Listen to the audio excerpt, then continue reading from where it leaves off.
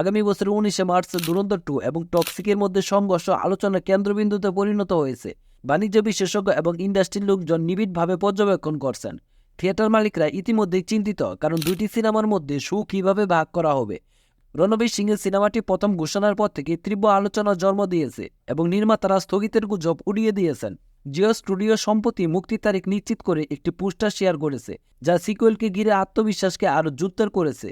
এবার প্রধান চরিত্রের পিছনে গল্পটি আরও গভীরভাবে অনুসন্ধান করা হবে। আবার প্রথম ছবিতে অনুপস্থিত বিশাল মুহূর্তগুলি গুরুত্বপূর্ণ ভূমিকা পালন করবে বলে আশা করা হচ্ছে।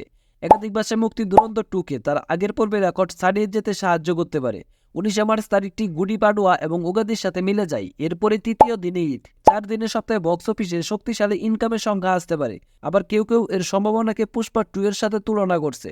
ধুরন্ধর 2 এর বিপরীতে বর্তমানে হিন্দি বাজারে টক্সিকের তেমন কোনো প্রচারণা নেই। মূল প্রশ্ন হলো, কেজিএফ এর দ্বিতীয় অধ্যায়ের পর দর্শকরা কি গিয়াসের জন্য প্রেক্ষাগৃহে ফিরবেন?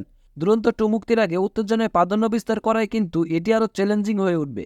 রকিং স্টারের অ্যাকশন ড্রামাটি কন্নড় এবং অন্যান্য আঞ্চলিক কেন্দ্রগুলিতে ভালোভাবে অভিনয় করবে বলে আশা করা হচ্ছে। আর উত্তর ভারতের সাফল্য ব্যাপক প্রচারণার ওপর নির্ভর করবে। আর একমাত্র প্রভাবশালী উপাদান ছাড়া এটা সম্ভব নয়। প্রতিবেদন অনুসারে নির্মাতারা প্রাথমিকভাবে প্রায় 2500 হিন্দি পর্দা লক্ষ্য করেছেন। তবে ধুরন্ধর 2 এর ক্রমবর্ধমান চাহিদা টক্সিকের জন্য স্ক্রিন বরাদ্দ কমাতে পারে। বর্তমান গুঞ্জন ইঙ্গিত দেয় যে কেজিএফ এর দ্বিতীয় পর্বে হিন্দি সাফল্যের সাথে টক্সিকের মিল পাওয়া কঠিন হতে পারে। আর যদি কাহিনী দর্শকদের পছন্দ পরিবর্তন করতে পারে, তাহলে পরিস্থিতি পরিবর্তন হতে পারে।